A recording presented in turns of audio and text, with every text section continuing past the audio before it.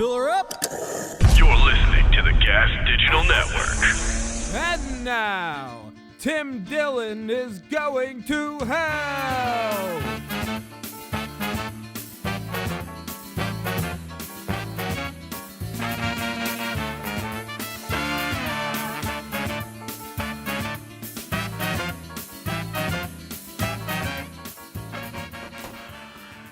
Thank you, everybody. Welcome to Tim Dillon is Going to Hell, solo episode. Nick Bryant, friend of the show and writer of the Franklin Scandal, and the guy who leaked Jeffrey Epstein's black book to Gawker, called in sick. So for his sake, I hope the CIA's mowing him down, because here's the reality. Sick is fake. No one's ever sick. I'm going to tell you, I've never been sick in my life, and I've called out sick 80 or 90 times this year, things that I've had to do. I've been sick a few times in third grade. Nobody is sick. Go to fucking work and do what you have to do. Enough. I thought you cared about the kids. You want people to stop fucking the kids? You want to come in, spread the information? Oh, no, you got the flu. You got the flu, so I guess the kids will continue to be fucked. And I'm here solo. Fine. I like Nick. He's a great journalist, and I have a lot of respect for him. But let's stop with the sick shit. He texted me. He's like, oh, man, my age with the flu, you got to be... enough. I know it's flu season. Everybody's using the flu to get out of everything. I did it last week. I get it. I know what fucking game it is. And then in the spring, everybody's going to be, my allergies, I can't even leave the house. I can't breathe. I know what it is. I know the game. Am I supposed to believe I'm the only dirtbag out here lying about being sick 75, 80% of the fucking time? No. If everybody is half as dishonest as I am about being sick, there's a lot of fucking healthy people running around not meeting their obligations. That's what I have to say about that. But I hope Nick has a speedy recovery. Wink, fucking wink. Hope you're getting laid. Hope you're doing something else. Enough with the sick shit. Get up. You know what? The toughest people I knew, my grandmother and my grandfather, no matter what they had, they were fucking at work. My father would get sick immediately, lay on the couch, and take off. My mother went to work every day, never took time off. Later in life, she did go insane. There is a trade-off. She did lose her mind. Took a lot of Sudafed, drank a lot of Tab. It's an old soda with God only knows what in it. Crack, probably. It's like banned now. Tab. But she went insane. She lost her mind later in life. But she fucking showed up for work. And the people at the pool she was working at were happy that she showed up at 5 a.m., cracked out of her face, to watch elderly Jewish people do water aerobics or whatever the fuck she did.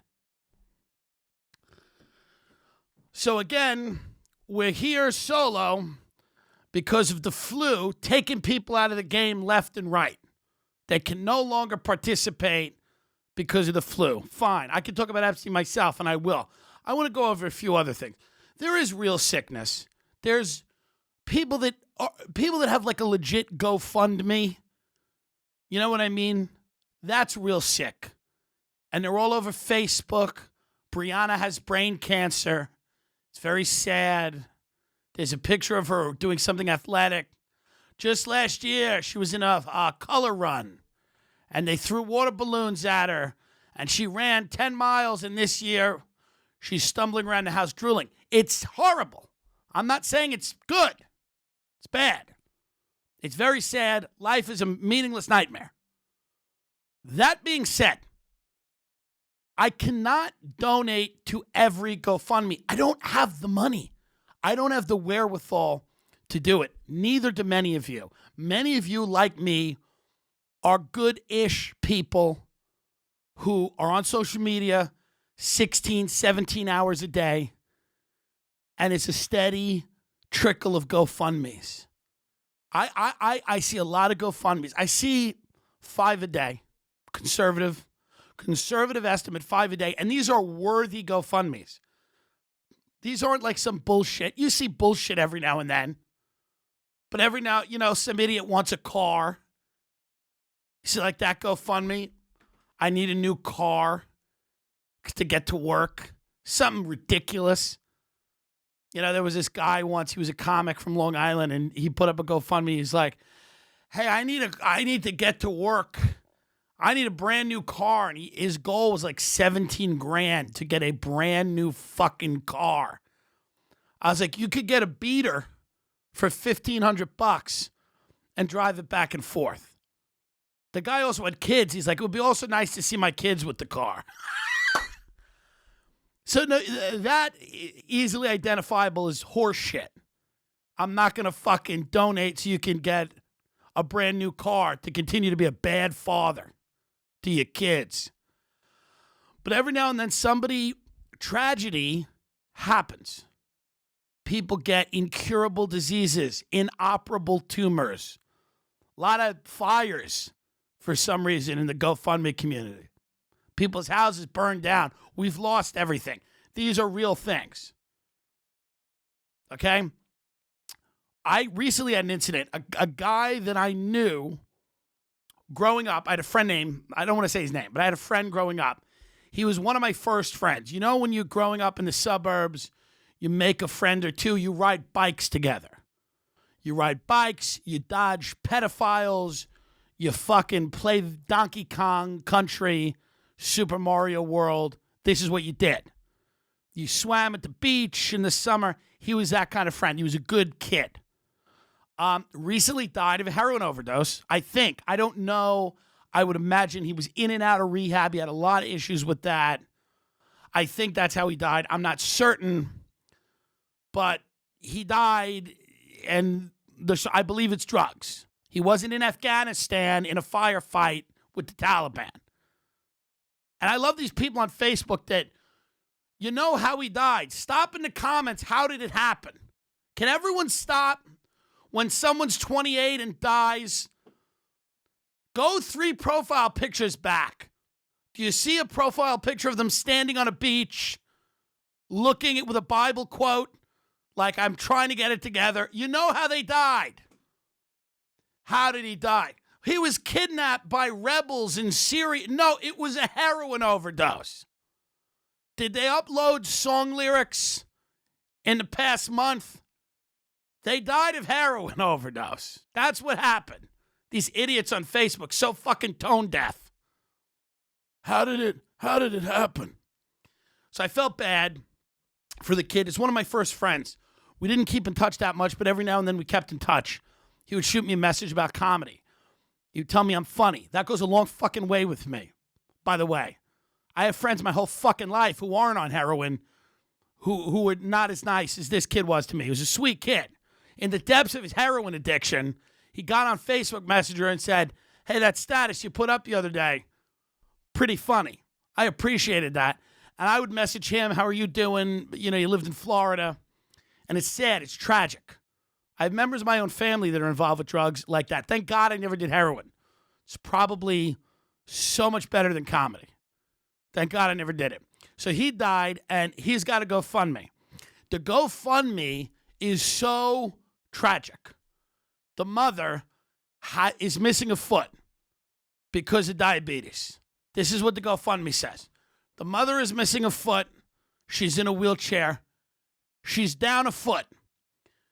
Also, the mother has gone completely blind.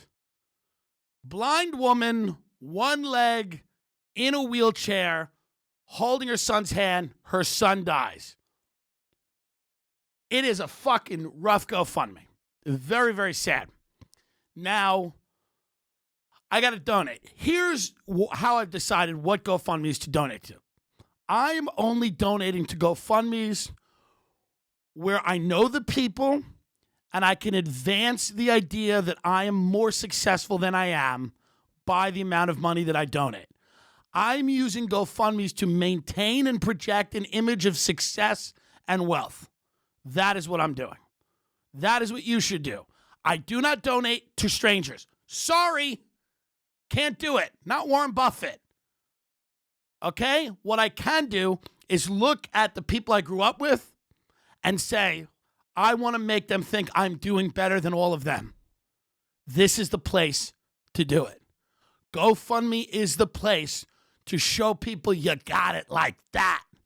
I don't, but I can project that. It's important that some of you might go, this is sociopathy. This is you're not a well person. This is sick. Fuck you.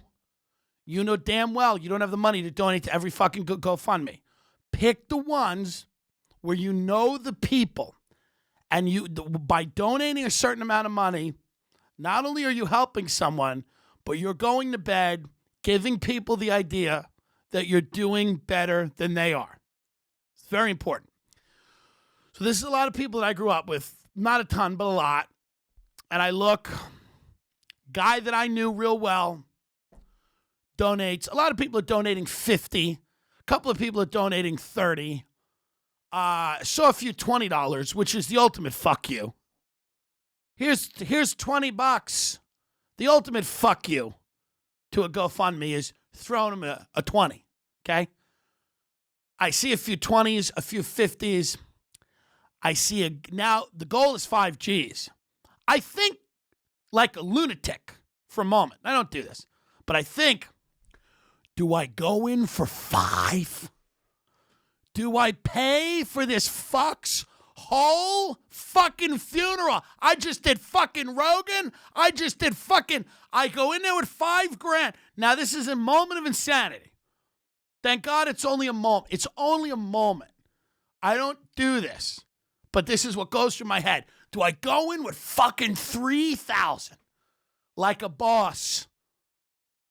It's a nice thing to do, but it shows everybody that I grew up with that I don't give a fuck. I got that money, bitch. I took the risks, and I reaped the rewards. I'm fucking in LA. I'm wiring that shit. I don't do that. I don't go in for 3. I don't go in for 3 because that's a little ridiculous. It's a little ridiculous. My thinking is sound, but I don't have that paper start getting liquid like that. It's too much, but I want to go in heavy. Because I see people with 50. I see people throwing around 75. I'm like, I want to get messaged after I donate. I want the person who's running the GoFundMe to message me and say, God bless you. I want to God bless you. Okay? I see one of my friends donated $250. Whew. This is real now. Now it's fucking real. We're in a silent auction for who is doing the best out of the little shitty town, this little coke-dusted town I grew up in Long Island. Who's doing the best? Is it the funny guy? Is it the clown? Or am I going to let this fucking guy, one of my old friends, just throw $250 at it? I came in with $300. I haven't seen this kid in fucking years. I don't give a fuck. That funeral shit's on me.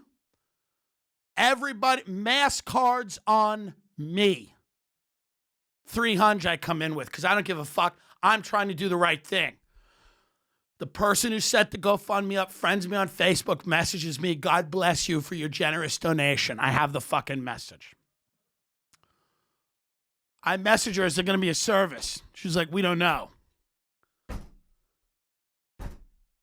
What do you mean you don't know? Where am I going to walk around and get thanks in person for the $300? Because if there's a service, I could walk around to everyone. This is my plan. I was going to walk around to everyone and be like, I'm glad we were able to do this. Did you donate? And then they all have to look at the GoFundMe, and they all see that I went in with $3 like a fucking man, like a man who's got his community on his back. I'm carrying my whole community. Many of you will never know the responsibility that I have. I'm one of the ones who made it out. I'm in LA doing big things. I'm in New York doing very big things. I'm donating $300. Mass cards on me. Now, I know a funeral is like $50,000. I don't know what they're going to do with $5,000. Probably a cremation. And I'm not being disrespectful. My family's going to cremate me too, probably in an amateur fashion, in the backyard, and then eat me. But I go in with 300. I'm going to pull up the GoFundMe right now because I swear to fucking Christ, if somebody went in with 325, and people will do that because they're spiteful as fuck, but if somebody went in with 325, and because I'm going to be away this weekend in D.C., I'm not really going to be able to attend a funeral, unless there's one tomorrow, which I don't think there will be. I will not be able to really attend a service. So let's see what we got. Let's see where we're at right now. 5,000, okay? 5,000 was the goal. We're at 4,200 right now. 2,550. Fuck! Somebody did 1,000. Somebody went in a fucking $1,000. Who is this fuck? Really? A G? A fucking G? Fuck. This fucking goody two-shoes cunt comes in here with $1,000 and fucks me up. I swear to Christ, I'm looking at real GoFundMe right now. I am so angry. I don't know who this person is. I don't think we went to school with them. I am still the top of the people that we went to school with. Well, I think. Somebody did 350. I tell you right now, folks, can't trust anybody. I can't do it. I can't go in for a G. But now it really looks, I want to be at that point. I want to be making the kind of money, which is why I need you people to subscribe, rate, review. I want to be that kind of money where I can help people that know me publicly. Do you understand? That's where I want to make it in this business. So I can help people that I grew up with in a very public forum, in a public way. That's what I want to do. I'm not writing checks in silence. I'm not dumping money into shit anonymously. I want to look at the people that I grew up with and hand them the money personally. I want to hand that legless woman the cash in front of everyone I've ever known because I'm a good person. Do you understand? My point here, for those of you who are still listening and are not disgusted, is that you got to pick and choose who you can give your money to. You do not have an unlimited amount of money. If you do, God bless you, but I do not. So what you need to do is look at the people in your life that you can help publicly in front of people. You need to build social capital. With every GoFundMe donation, social capital. People need to see it. They need to be impressed by it. And you could just imagine the conversations that they have as they turn off the lights in their houses. They go, well, Tim Dillon's doing good. You see, Tim gave 300. Yeah, that guy's doing good. That guy's big time. That's nothing to him. Someone probably said that, and it's not, by the way. It's a lot of money to me. Someone went, that's nothing to that guy. That's why you do it, folks. That's why now you'll never hear them say it, but you know they're fucking saying it. You know they're fucking sitting across from each other eating fucking bagels, going, yeah, 300 to Tim Dillon's probably nothing. Guy fucking spends that on appetizers. And they're right. That's where I'm at with the GoFundMe game now. I played the GoFundMe game wrong. I donated anonymously, $50 anonymous. Somebody's house burned down. I didn't know him. I get teary-eyed. Fuck all of that shit. Help who you know. Even if you're but that's very important. So that's I just want to say that about GoFundMe because I am kind of a philanthropist. I am a good person.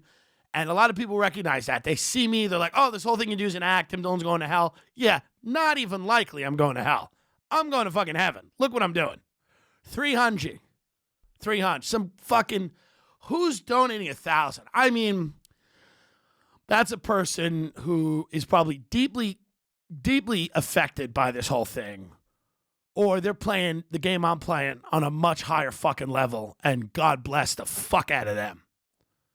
Because that's also possible. I don't know. But I just wanted to say that. And R.I.P. good kid. I didn't really know him because I didn't know him because here's the thing. I didn't do heroin. I put up a little picture of me and him when we were little kids on a school trip. And all my fucking cynical friends are like, did you even know that kid? You haven't seen him recently. I was like, yeah, I haven't seen him recently because I wasn't doing heroin. So it's very hard to see, you know? I've been in positions where I was a cocaine addict. And guess who I spent my time with? Other cocaine addicts. Very rarely did someone want to hang out with my crew of degenerate cocaine addicts if they weren't one. Nobody was like, you know, it'd be fun. Could maybe we get in a car with Tim and Hector and Sonia? They were two people I used to hang out with. And just do they could do a bunch of coke and sniffle and spit and pick their nose and eat it and rummage around for money and call dealers all night and ask if they can front them packages. And I'll just sit in the back and listen to Ricky Martin. What a fun night. No, people self-segregate, okay? So he hung out with the people who were doing the shit. But he also, this was a good kid. He always tried to clean himself up. He always tried to fight. He was a fighter. He didn't give in at any fucking moment. I'm dead serious about that. He was a fighter. I'll remember the kid as a fighter. He was always trying to drag himself out of that life into a better life. And that is fucking very hard to do, okay? Very fucking tough. Very fucking tough to do. So you don't want to get into that shit. You don't want to get into fucking heroin. Long Island, a lot of people are dropping dead of heroin, okay? Now, many of my friends, tragically, are still alive. And I know a ton of people who need an exit strategy off this planet like fucking you have no idea. The best thing for a lot of the people I know would be an inoperable tumor and a GoFundMe. That would be the best thing for a lot of the fucking people I know. They're 35. They don't have shit to get. It ain't getting better, folks. A lot of my friends, it is not getting better out there. Your best hope is a doctor says, wrap it up. Let's fucking rein it in. Get on there, GoFundMe. Here's 50 grand. Piss that away for 12 months. And then go and see what there is to see.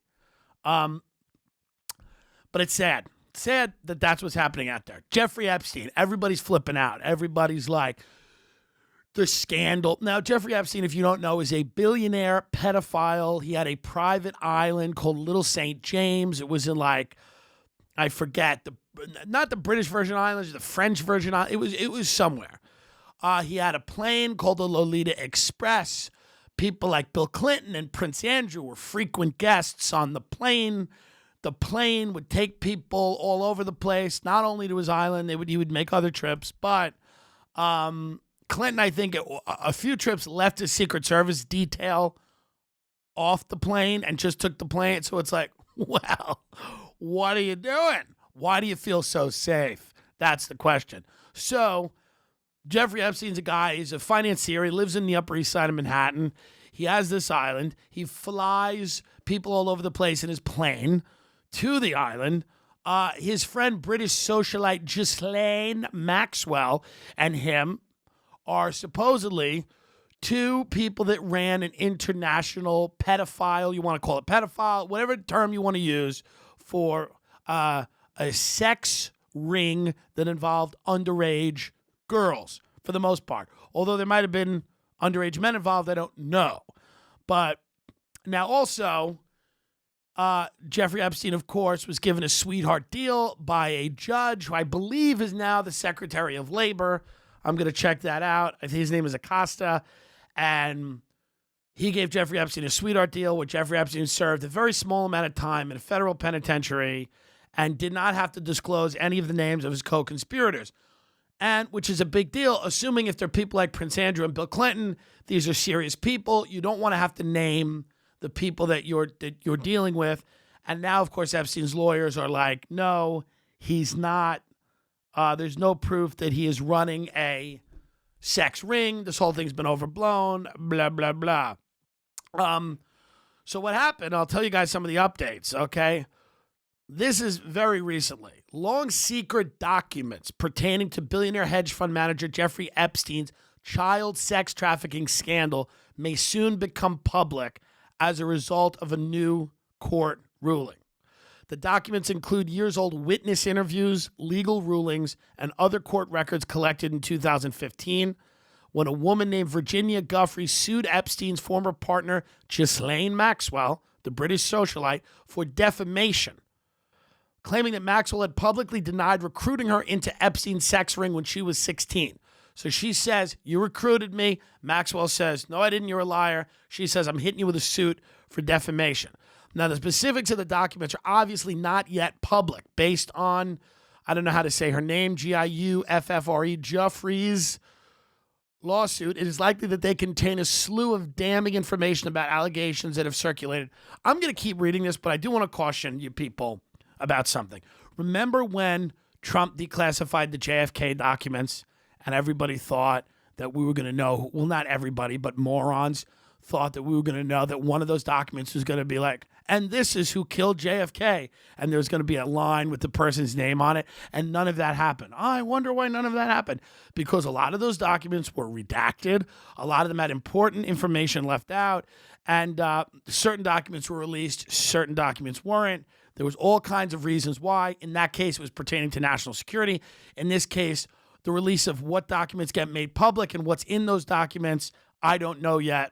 But I would caution anybody against thinking that a slew of documents is going to necessarily, it'll deepen the intrigue, meaning that once these documents come out, this cache of documents comes out, a lot of the sleuths on Reddit and places like that are going to do their digging and investigating, and some of them are going to make some pretty good connections, and some of them won't. And some of them will concoct elaborate conspiracy theories, and some of them will hit on pretty close to the truth. But I just want to caution everybody that thinks that documents are always going to lead you to somewhere meaningful. Oftentimes they don't. Oftentimes it's more questions than answers. But what you can do is you can take that big cache of information and then you can try to figure out what exactly you can ascertain from those documents.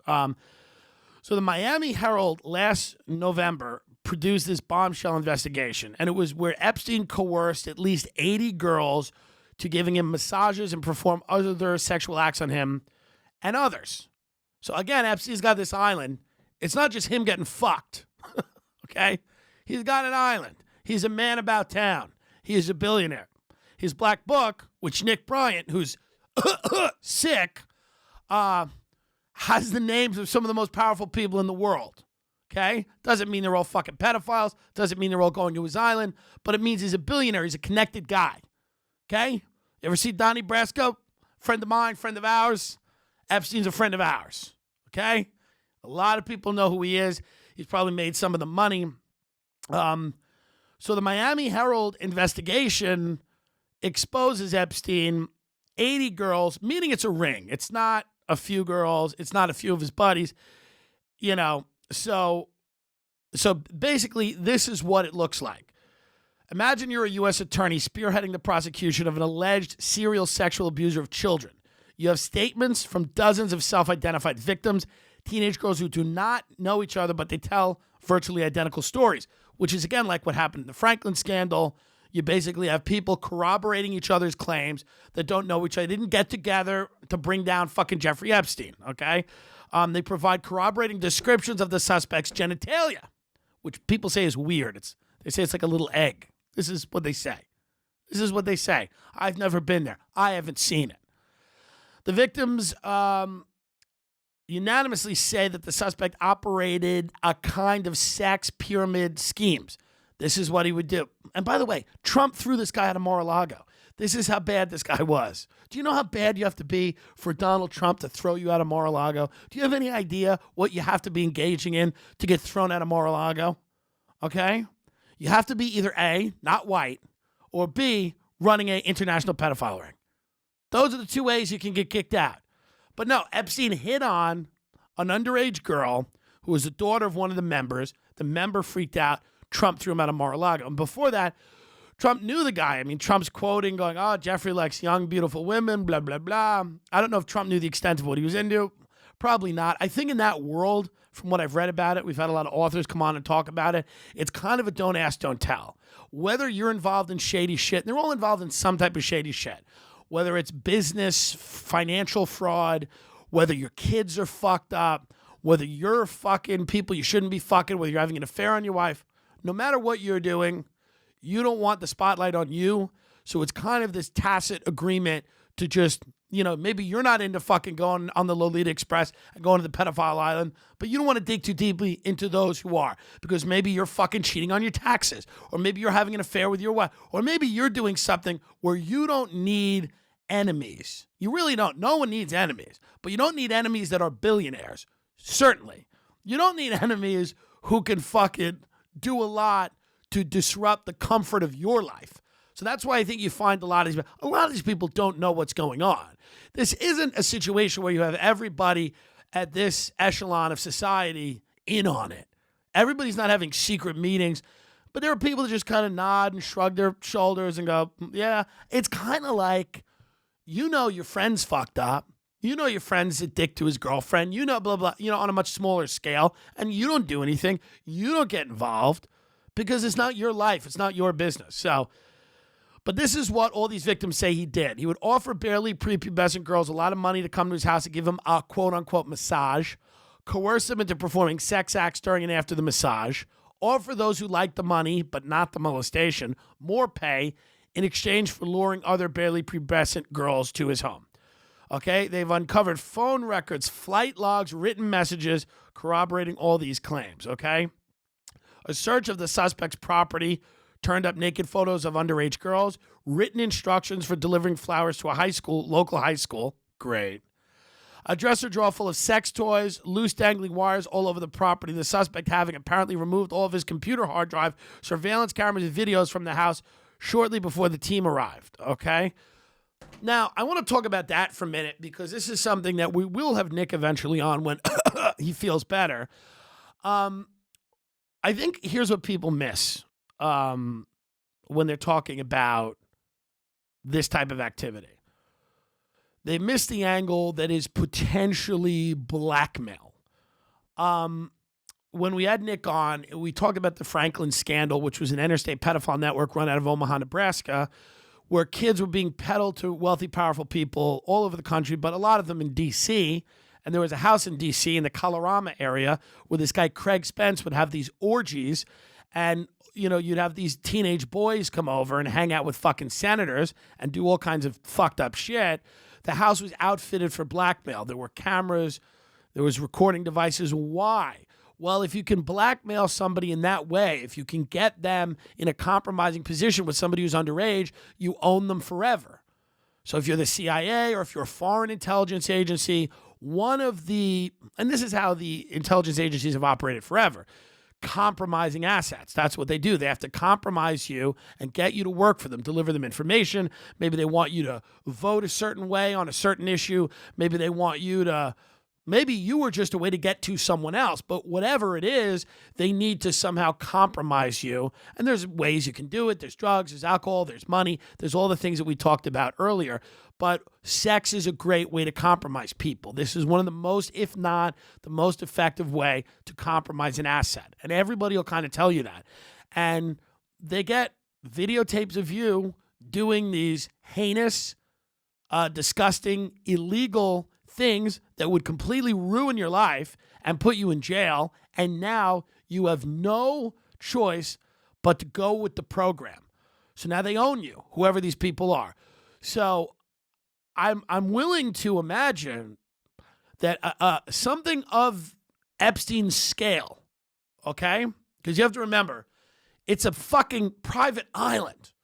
This guy's not, this is a billionaire who has a private island where some of the wealthy and most powerful people in the world have gone. I'm willing to bet I would be, and I usually don't talk out of turn on this show. I don't like to talk out of turn. I don't like to, but if I had to guess, was there some element of blackmail here? Absolutely. I don't see why not. You have this operation. You have these very powerful people. Even if the blackmail is simply to just enforce everybody's code of silence, okay, there'd be some element of blackmail there. I think the blackmail probably goes much deeper than that, and it usually does. It usually involves intelligence services, domestic or foreign, but this is what I imagine part of Epstein's operation involved was some level of blackmail. And this is something I've had conversations with Nick Bryant about. Nick is of that belief too. You don't have an operation on this scale, this scope, with these kinds of people without that element. It's interesting that he removed all of the surveillance equipment from the property before the investigative team arrived. It says investigators have begun to uncover evidence that the suspect was involved in bringing 13-year-old girls from Brazil and Ecuador to the United States to work as prostitutes at his sex parties. The guy's a demon, you know? I mean, the guy's truly a demon. He's demonic. I mean, let's be honest. And our leaders are on his plane. They're on his plane. So here's the deal. The suspect, I tell you all that to tell you this, and this is some good reporting done by The Cut, New York Magazine. I usually shit on New York Magazine when it writes about comedy, but I do enjoy some of their food writing, and this was actually very well done. So good job. But I mean, a lot of people had this reporting. You know, it's pretty general, but I will say this. So Epstein has lawyers, obviously. The federal prosecutors and Epstein's lawyers, they obtain emails and documents that show that, like, it's not an adversarial relationship. It's quite collaborative, which is weird. If you're importing 13 and 14-year-old girls from Ecuador to be prostitutes, you should be going to jail for a very, very long time. And the prosecutors should be disgusted and repulsed by you, as I am. It's not a good thing. You're not a kid who fucked up, okay? You're also a billionaire. But it's very interesting. So the reality is, this is what happens, okay? This is what happens. This is the agreement, okay? This is the plea agreement that Jeffrey Epstein gets, okay? Immunity from all related federal criminal charges, not only for himself, but also for any potential co-conspirators who might have been involved in those federal crimes. This provision would effectively forbid the FBI from looking any further into the evidence of international sex trafficking. I mean, you cannot make it up, folks. Folks, you cannot make it up. Immunity from all related federal criminal charges. Again, they're digging up that the guy's bringing in 13-year-old girls from other countries to fuck wealthy, powerful people on his private island. And I'm sure there's a lot of American girls too. Maybe not. I don't know. But he's bringing in children that he's turning into prostitutes. And they're giving him immunity from all. And then saying the FBI, stop looking into this. You don't need to look into this. We've solved this. We've wrapped it up. We've wrapped it up. Go home. Listen to this. It goes on, okay? This is amazing. So this forbids the FBI from looking into any further evidence of sex trafficking, making it retroactively legal for anyone to have conspired with the suspect to rape any of the alleged victims. Because the FBI cannot look into it and they can't bring any cases retroactively, effectively, whatever you did is essentially, hey, oopsie, whoopsie. So the FBI turns the international sex trafficking and the rape of children into, oops. What'd you do? I knocked over a glass of milk. Well, we're okay with that. Move on. 13-month sentence. How many people are serving longer sentences for smoking a fucking blunt in their driveway? Fuck this country. A 13-month sentence to be served in a private wing of a county jail, which is nicer than my apartment. If you want to know what that is. A federal prison, a private wing of a county jail is literally nicer than my home. Okay? Except for the 6 days a week when the suspect works. On those days, he'll be allowed to commute to his private office and work for 12 hours. Are you fucking kidding me? The guy gets to go to work, 13-month sentence, private wing of jail, and then on the days he works, 6 days a week. 6 days a week he works. During those days, he'll be allowed to commute to his private office and work for 12 hours. So he's effectively only sleeping in jail. For 6 days a week, he's actually fucking working. It goes on. It gets better, folks. It gets better. How many black and Hispanic people are sitting in jail rotting for nothing because they fucking smoked weed or sold a negligible amount of weed? How many fucking families have been torn apart? It's crazy. This fucking billionaire. But no, there's nothing here, right?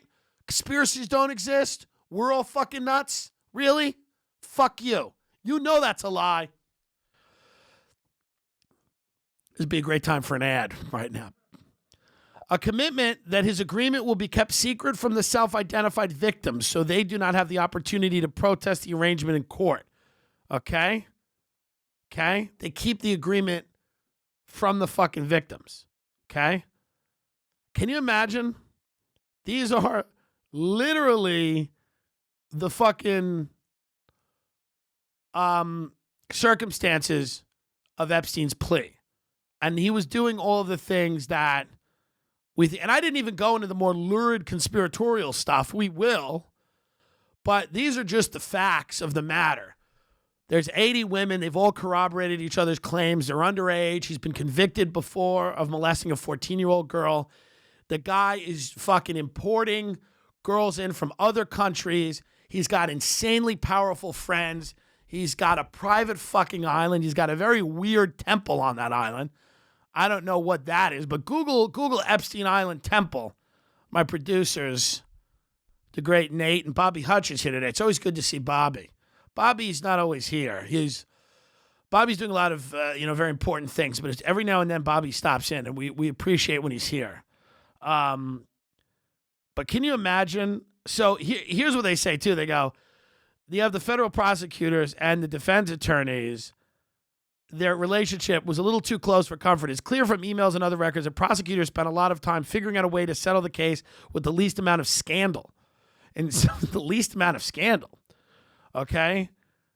Instead of charging Epstein with a sex offense, prosecutors considered a witness tampering and obstruction charges and misdemeanors that would allow Epstein to secretly plead guilty in Miami instead of Palm Beach County, where most of his victims live. It would limit media exposure and making it less likely. So the hoops that they are, it says Google. All I see is fucking Google, guys. Thank you. There it is. So if you're watching the show right now live, there is the temple that is on Epstein's private island, Little St. James. I don't know what the fuck that is. Somebody said, leave it up there, please. Thank you. If you know what this is, you can tweet at me. You can fucking send me a message. Somebody said it's a replica of a temple that's in Israel. Somebody said that it's a Masonic. I don't know. I really don't know what it is, folks. I have no idea what that is. It almost looks like a mosque. I mean, it's got a weird look to it. I don't know. But what the fuck's going on in there? What is happening in there? I don't want to sound crazy or conspiratorial, but we have a guy and we have the government is bending over backwards to get a guy who's clearly running an international sex ring to make his life as comfortable as possible. His plea agreement as insanely comfortable as humanly possible. And then he's running this sex ring on this island, and he's got this weird temple on it, and I don't know what goes on in there. So I will tell you this. So as of recently, so that happened. That's the backstory to all of this, okay? And then what happens is there was, now people are looking into it. So there's been some outrage about this, okay? Quite fucking understandably. People are like, well, what the fuck is going on? So there's been a lot of pressure for the Justice Department to kind of look into how this plea deal happened. What were the circumstances surrounding it? Why did he get such lenient terms when he clearly did a lot of crazy, criminal, disgusting things?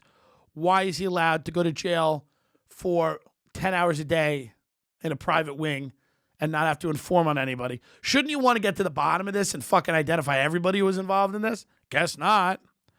But so the Justice Department relooking into the case, okay? So the case, which was settled in 2017, contains more than 1,000 documents, lawyers said during oral arguments. Maxwell, Ghislaine Maxwell, his British socialite friend who's probably running the whole thing with him, is the only one fighting to keep the case sealed. Alan Dershowitz is involved, the lawyer. It was, somebody accused him of raping them, and Alan Dershowitz has denied that. He also said, when all the documents are released, it will come out that I'm innocent. However, the lawyer of the girl who's accusing him said the documents will prove him guilty. This is the thing about documents. There's going to be a lot in there. You'll have to sift through it, people are going to be able to make arguments. Rarely do you read any document and go, well, there it is. Clear as day. There's probably a lot of legalese, maybe some things redacted. So basically that's where we're at. We're awaiting a document dump. And this guy Acosta, which is kind of hilarious. So he's the guy, by the way, okay? This is the guy that gives Epstein this, sweetheart deal, okay? He's now the Secretary of Labor. So Alexander Acosta speaks at the White House. He's now the Secretary of Labor, okay? And he was the guy who helped fucking get this sweetheart deal for Jeffrey Epstein. And he was rewarded with a cabinet position. The ruling, so basically the U.S. Court of Appeals for the Second Circuit said it intends to open documents and go in and basically let it all out. Comes just 5 days after a 3-judge panel heard arguments over a request by the Miami Herald, Harvard University law professor Alan Dershowitz, and others to unseal the document. It follows a February ruling from a federal court in Florida that Acosta, Secretary of Labor, and other prosecutors violated the law by failing to properly inform Epstein's accusers of the plea deal. That's kind of the legal hill that people are dying on now. They're saying, even though the plea deal was insane, it was lenient, it bared no resemblance to the fucking crime committed. It was crazy how it was done. But by not informing the victims of that plea deal, it's actually illegal, so you violated the law, okay? And the agreement allowed the well-connected financier to escape serious criminal charges. So there you have it, folks. Now we're waiting the documents. So this is where we're at with this particular case. We'll have Brian on, but I know that you guys wanted to talk about it. I wanted to talk about it because, I wanted to refresh my memory again on what exactly it was and how insane it is. But you look at that, you have all those facts. It's clearly a ring. This is clearly not a guy who's got a few girls around for his own personal amusement. He's running an operation. He's got his own plane. He's got his own island. He's got 80 fucking girls. 80 people is so many people to all tell the same story about what's going on and corroborate each other's details. He's bringing in girls from Ecuador. He's bringing them in from other places. It's international. Okay, he's friends with Prince Andrew. He's friends with Bill Clinton. So all of the people that he's friends with are not even. He's a billionaire. It's the jet set. They're people from all over the world. They're visiting his island. And I mean, if you just look, and I there's so much more here that I want to get into with Nick. And there's a lot here that's very tempting to get into because it's kind of these lurid conspiracies that aren't backed up by facts. But the facts of the case are so striking, you don't really even need that other shit to realize something bad is going on. Something is going on that is hidden from public view. People have bent over backwards to help this guy out. I don't think it's just because he's a billionaire. I think it's because he's connected to some very powerful people, and those people did not want their names being muddied by this investigation or by a very public, scandalous trial. So they did this very quickly, and I believe that. And I believe it's not simply a class argument. I mean, it is in the sense that rich people obviously have a better shot when they're in court. They're treated better by the criminal justice system. But I think this even goes deeper than that. Just the idea that this guy and his operation could potentially compromise large numbers of very powerful people who are doing some things that if we knew about those things, their entire legacies would be ruined and they themselves might go to jail. So that's what you have to realize. If you're sleeping with underage people, if you're procuring underage people on a private island and everybody finds out about it, it's not going to look good.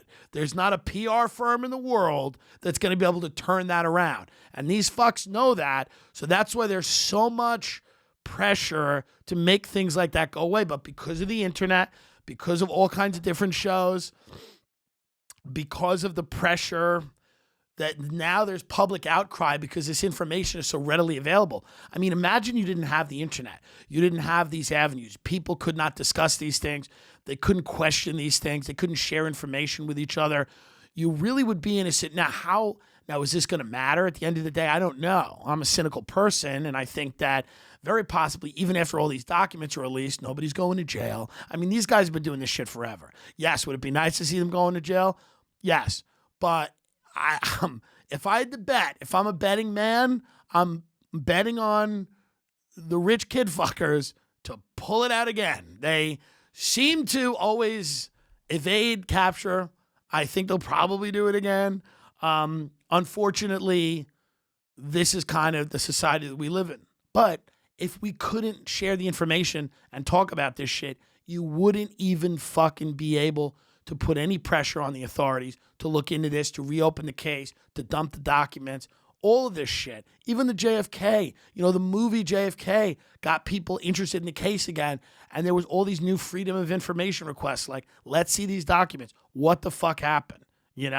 But, Little St. James, which is the island, by the way, it's that Epstein has, the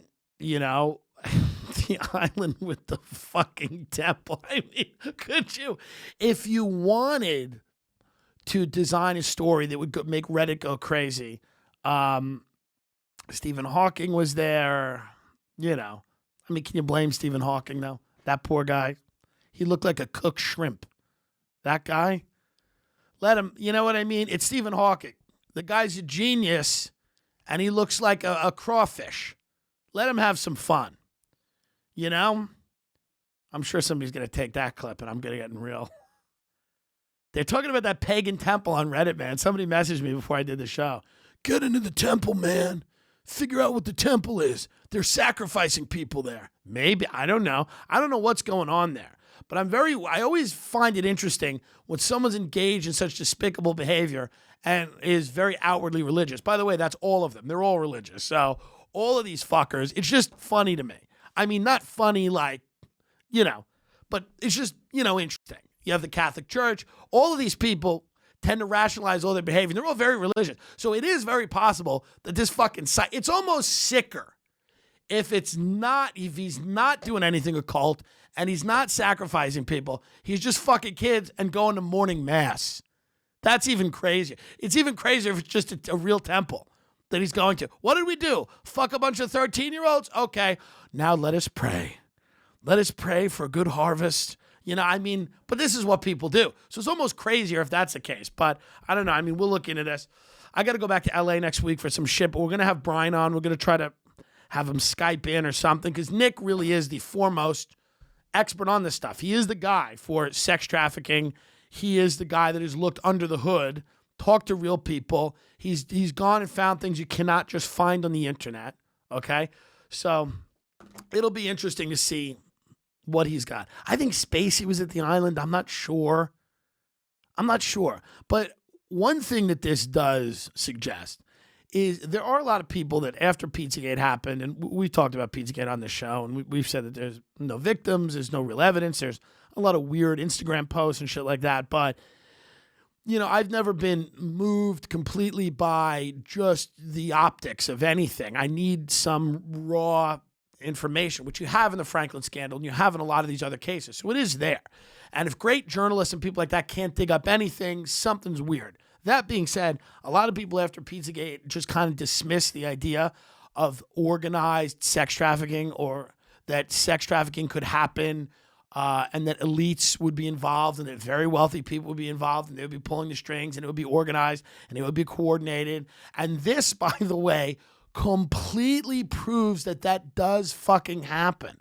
Absolutely. There was no argument to be made that doesn't happen. I always believed it happened. Most people believe it happened. Most people know that if you're wealthy and, you can avail yourself of all kinds of services that poor people can't. But the idea that people and I see these dumb, some writer in LA is like, I'm enjoying True Detective Season 3, Pizzagate. He's just fine. I don't know, True Detective Season 3. Maybe it's good, maybe it's not. But again, it's just making fun of the idea that sex trafficking happens and that it could happen here and that there could be wealthy Americans involved in it and involved in keeping it quiet. And the entire Jeffrey Epstein case is bigger. It's bigger in scope than really anything else out there except Franklin, which was huge. But it's a great example of how this is not only happening, but it is covered up at the highest levels. It is 100%. And I'm not sold on the fact that even after the documents are released, that it won't be covered up again. And I think it is. But you cannot make any argument that this is some flight of fantasy or that this is some wild conspiracy.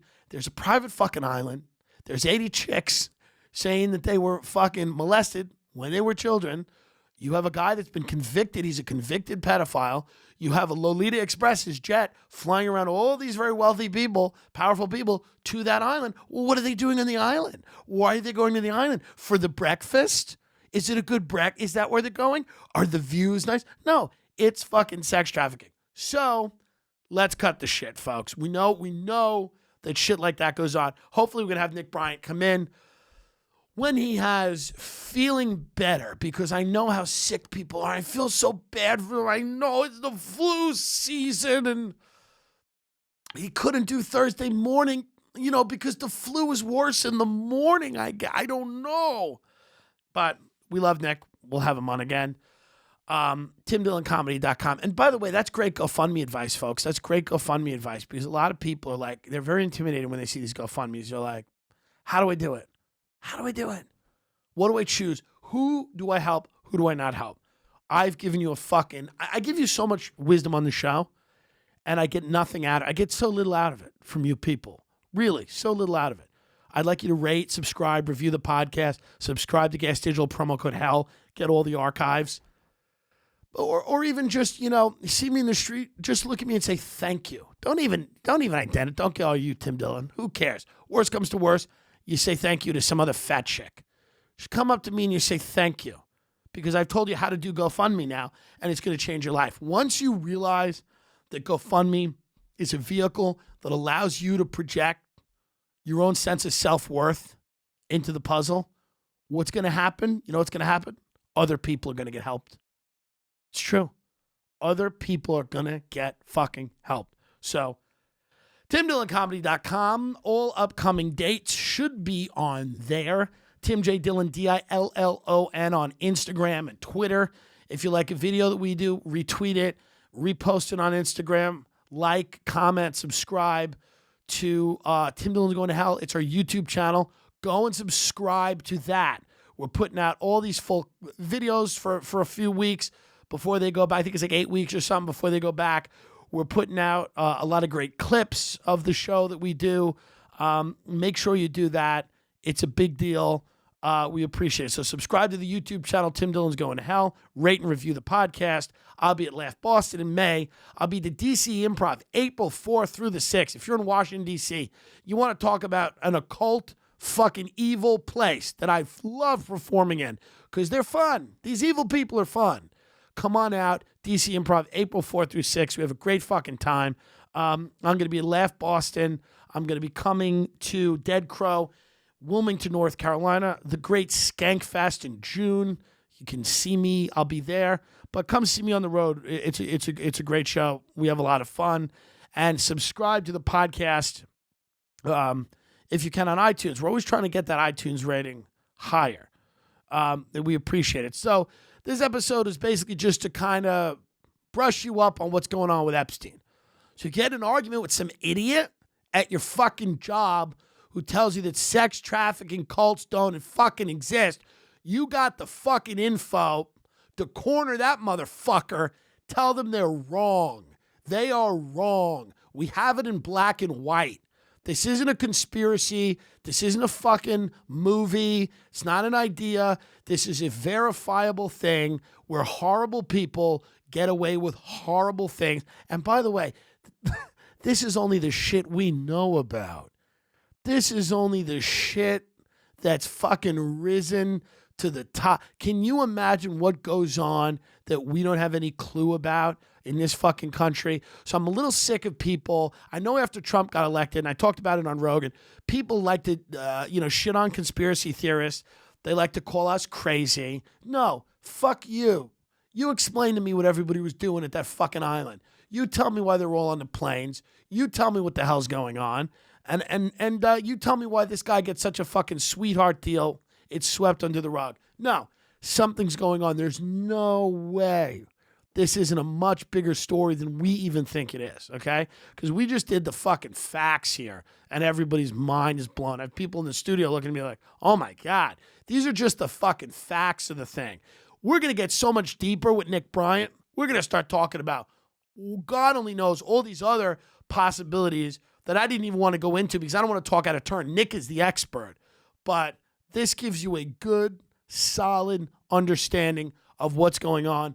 Hopefully next week, Nick will rip the veil off this, and this episode will fucking seem quaint. This will seem like a family episode compared to what Nick is, because Nick's hair is white. He's looked the devil in the face.